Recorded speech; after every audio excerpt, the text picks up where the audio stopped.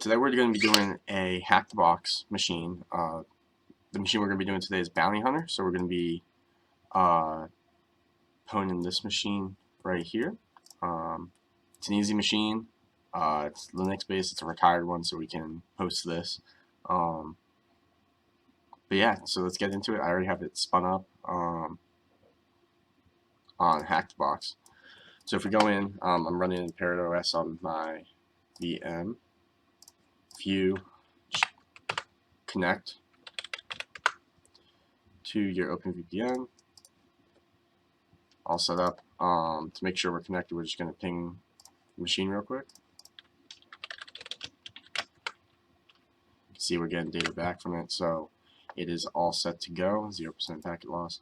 So to start off, we're just going to run a simple Nmap Scan and do SV and SC for default scripts and version enumeration.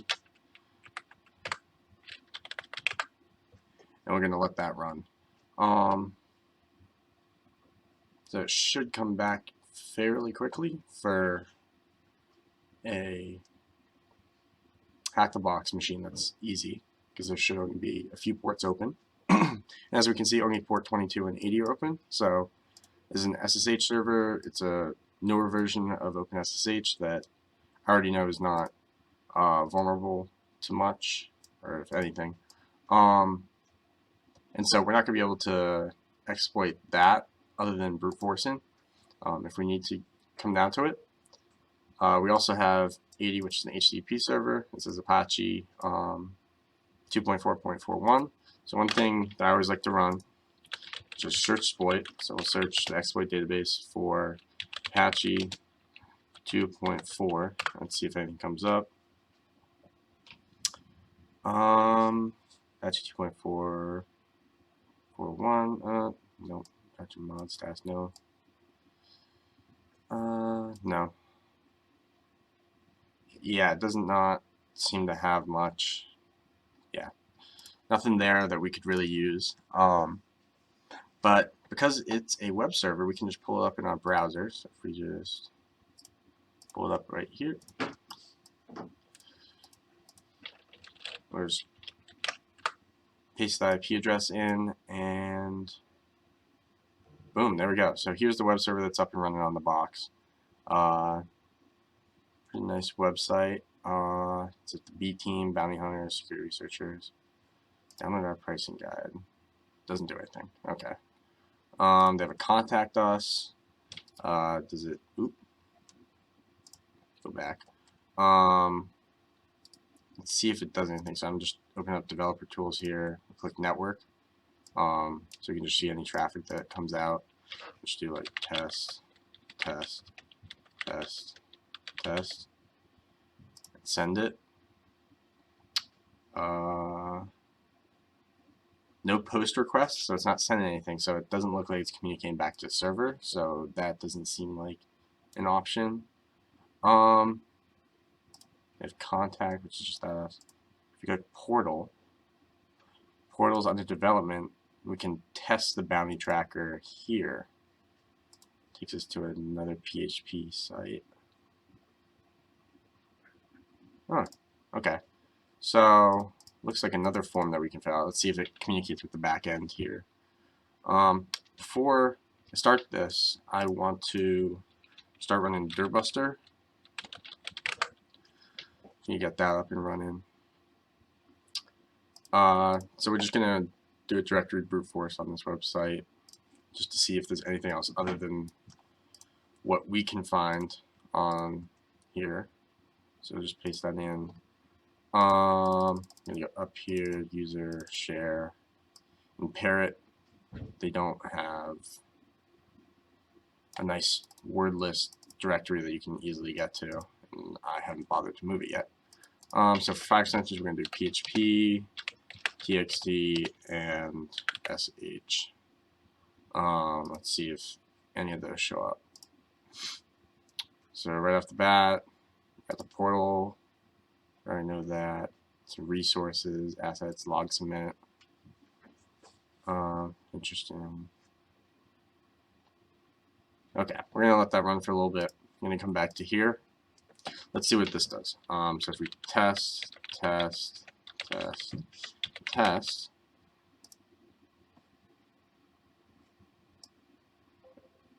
oh, could we do something like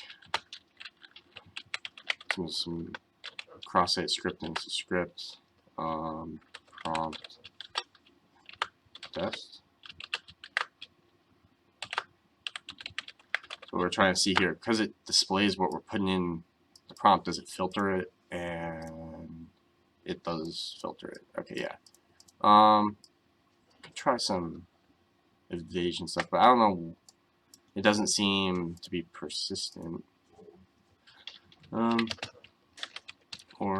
one SQL injection, perhaps. Just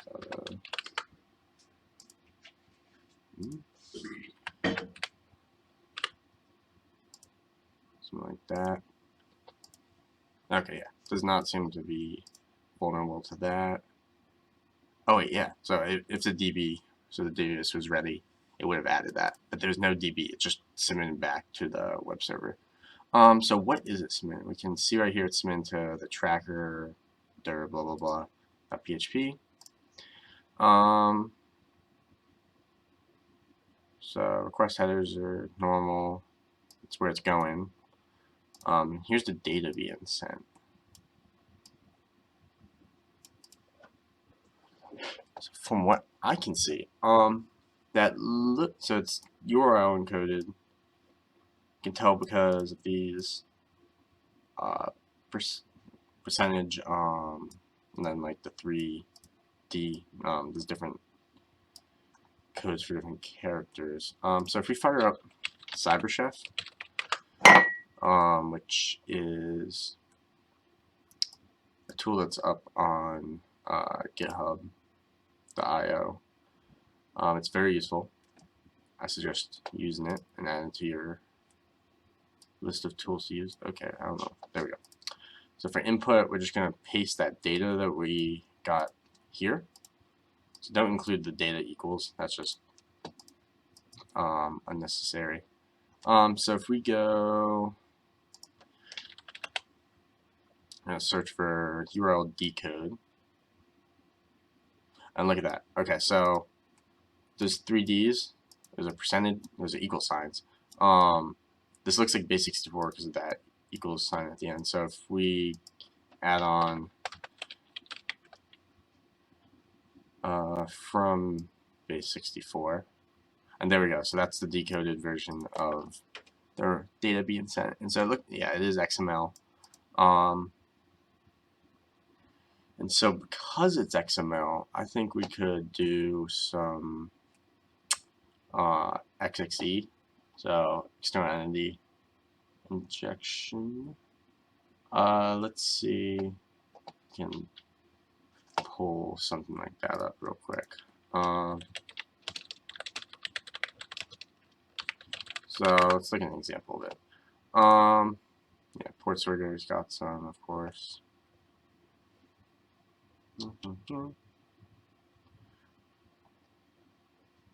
Okay, yeah, so that's kind of what, so we got the XML.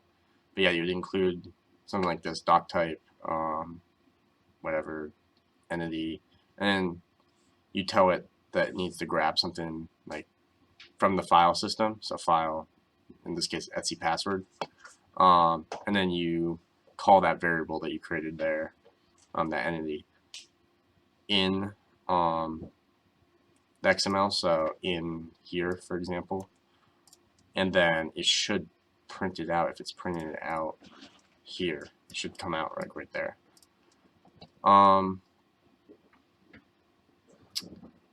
Yeah, so here, just steal one of theirs and see if that works.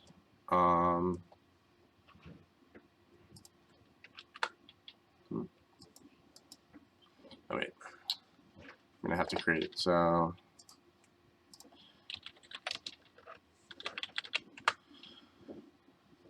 just gonna paste that. Actually, not paste that. We're gonna copy this, paste that in there.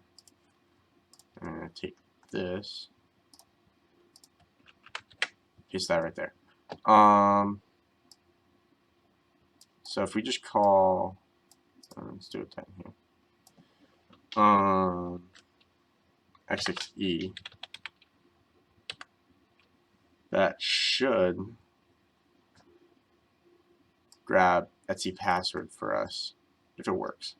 Might have to manipulate it a little bit to get it to work. But first things first, so we got this. We got to reverse what we just did. So we got to encode it base64 and then URL encode it. So we're going to do 2 base 64. Come on. There we go.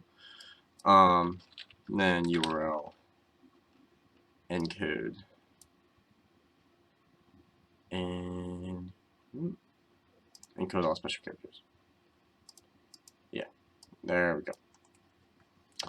And now, if we resend this, we'll delete the old data and put the new. What's the response like? Oh, there we go. So didn't need to edit it or anything. Right there, so test and then the CWE, which is where we injected it, as you can see here. So for CWE, it's grabbing Etsy password and it's printing it out right here. So we got Etsy password right here. So yeah, root, all that. So for users, there's a development user right here.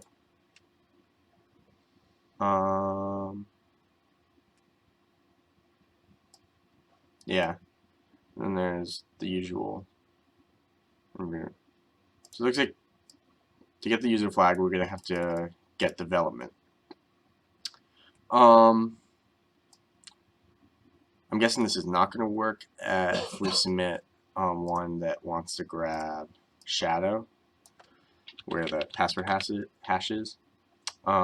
Just because it's gonna be dub data trying to make sure that's trying to grab it, and that should not have permission to unless they purposely misconfigured it that way. But we can always try. Yeah, no. Okay. It was worth a shot. So we got that, but can we get a shell? Is the real question.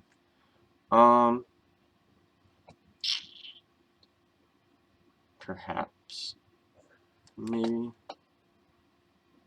Actually, no, probably not.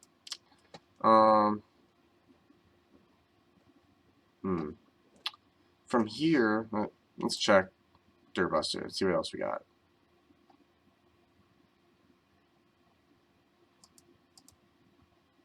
Yeah, DBW. Okay, so that's the database I'm talking about that's not ready. Could we possibly grab that? Actually, let's just see if we can browse to it. Let's hit tab.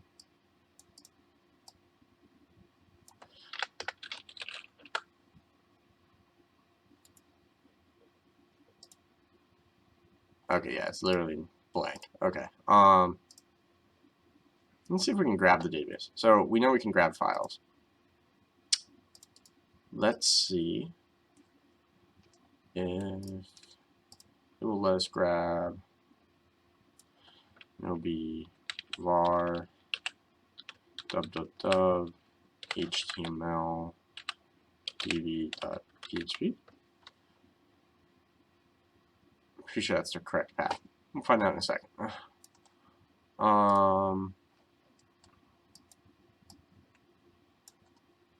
Paste that in there. Send. Should have permissions to grab that. var html. Is it?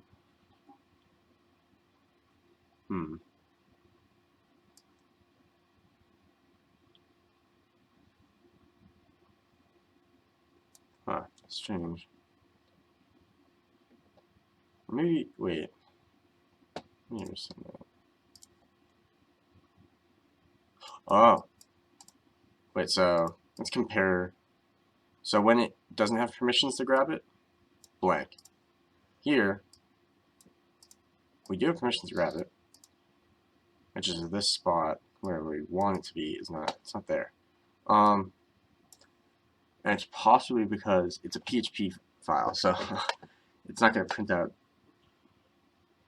the PHP special characters and everything. So we could try base 64 encoding that.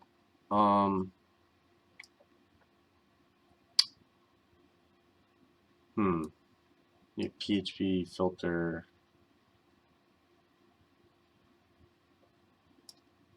Let me do some.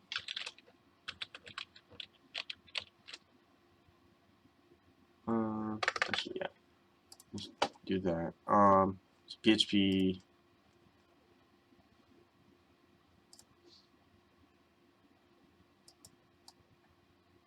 Right here. PHP filter convert base. And then use that. So yeah, it'll grab the file, but it'll just convert to base 64, and so it'll print out the base 64 instead of the plain text of the file. So if we resend this, hopefully this works.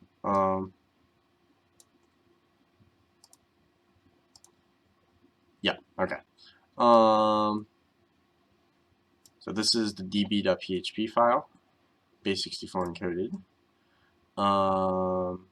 Stop this, reactivate that, and add a new tab. Yeah, so here's a, oh wait, perfect. PHP file. So we got the database name, bounty, admin. Here's the admin password. Okay. For the database. Is it possible? Let's try this real quick. So commonly, actually, I'm gonna stop or pause Durbuster real quick. Actually, let me just stop it. It's possible that we could try to see if the password's reused. So we saw there was a development user.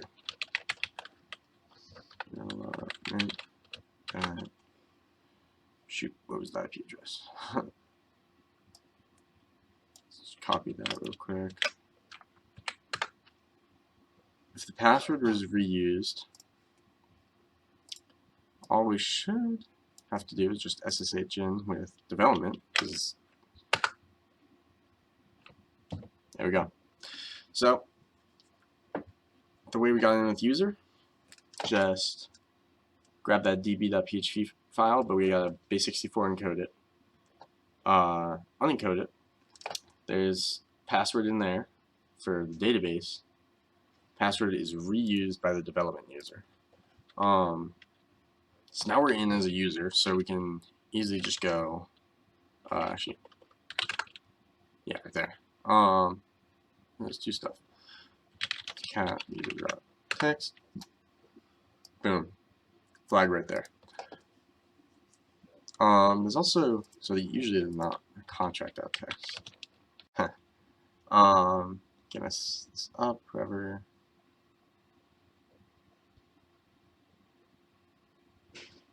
Ah, so it looks like the John set permissions to test this. So one way you can see what you can run with sudo as this user, sudo tech l, and the following commands on BountyHunter. With root no password, we can run ticket validator.py. So we've got a Python script that we can run.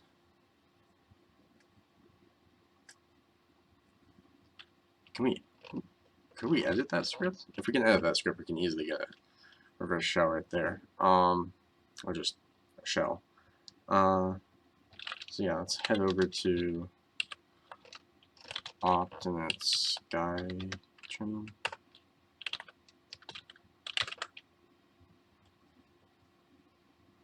Okay, yeah, we do not have permission. We can read it. but we can't write to it, which is unfortunate, but always worth, let me close this, trying to see what's in there, because this is probably how we're supposed to get in.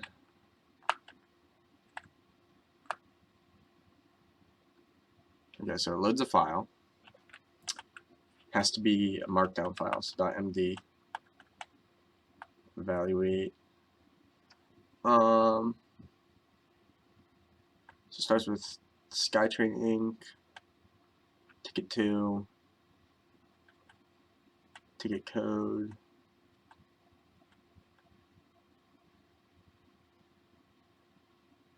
Okay, so right away, this is what we're going to have to try to reach, this eval function. We can tell it to execute something for us if we reach here, but we got to format it correctly.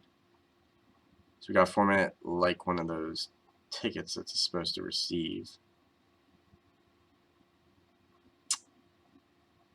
And ticket code. Yeah, okay. I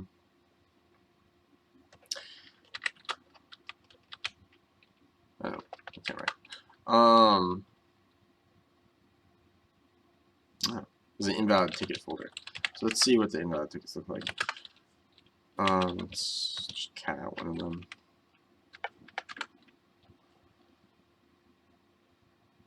Alright, so this is an invalid one, but this is kind of how it, yeah, it was supposed to look like that. It has ticket code plus, interesting. Issue the end ticket. Okay, we'll go to another one. Oop.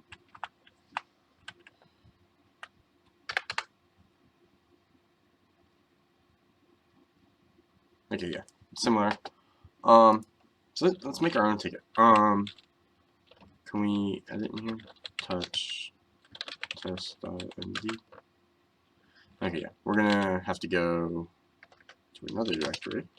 Let's go to home development and edit in our home directory. There we go.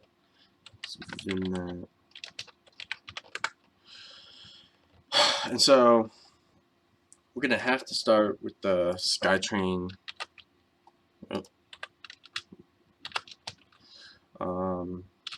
Yeah, wait. SkyTrain Inc. Yep. SkyTrain Inc.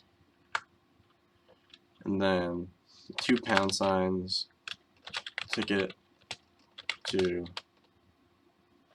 test. Let's see if this works. There's 2 underscores, ticket, code, and then we have the ticket code down here with 2 of those stars. 102. So it's 10. We're gonna do 102.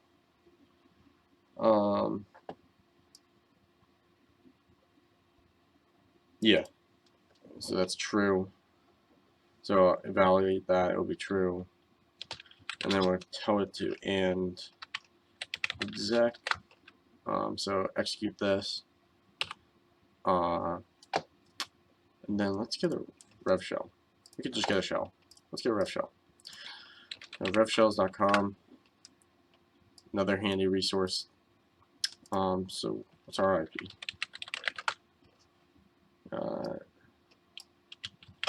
It's right here. Just gonna paste that in there. Let's keep it on 9001.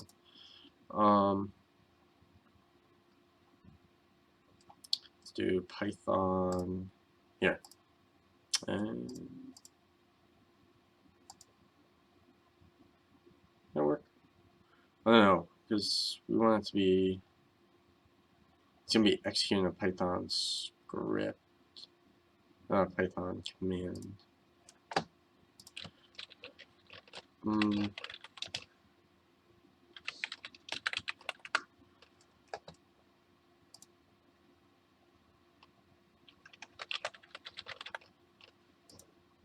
There we go. That's what we want.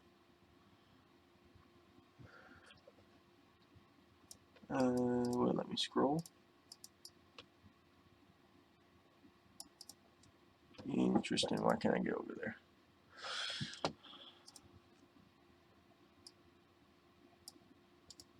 Is that it?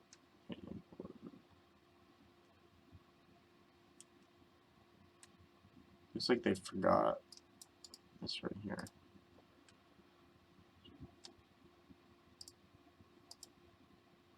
Oh yeah, just for some reason it wasn't showing me the whole thing. Here we go. Copy that. We're gonna have to edit it real quick. All we gotta do is replace the IP address with ours.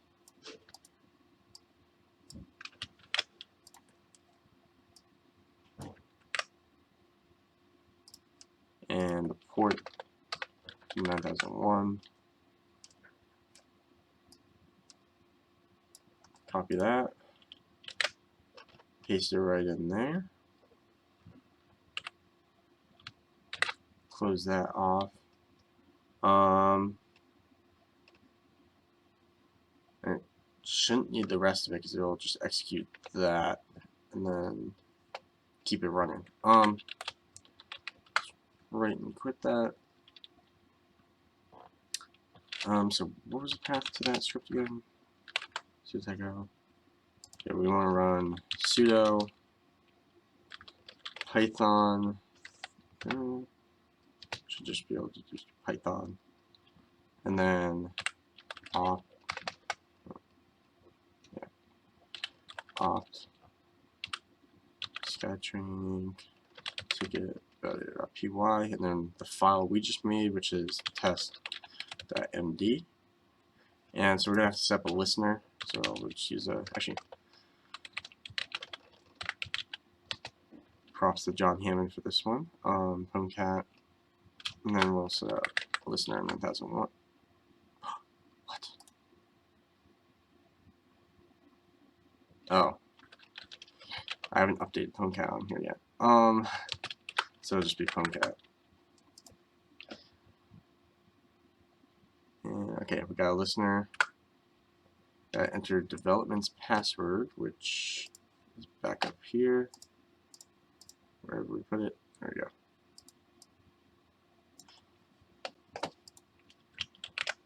we go. Ooh.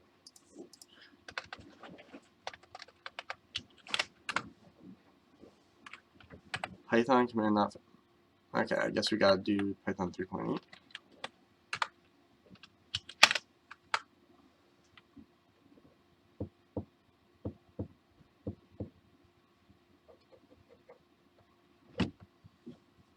Why? Wait, what?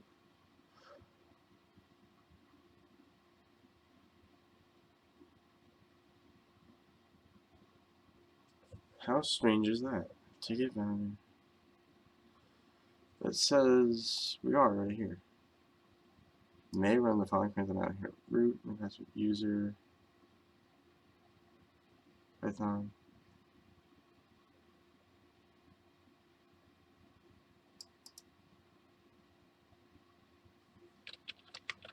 One second.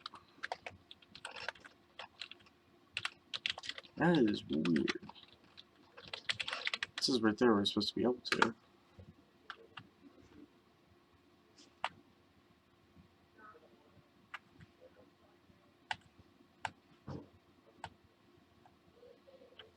Okay.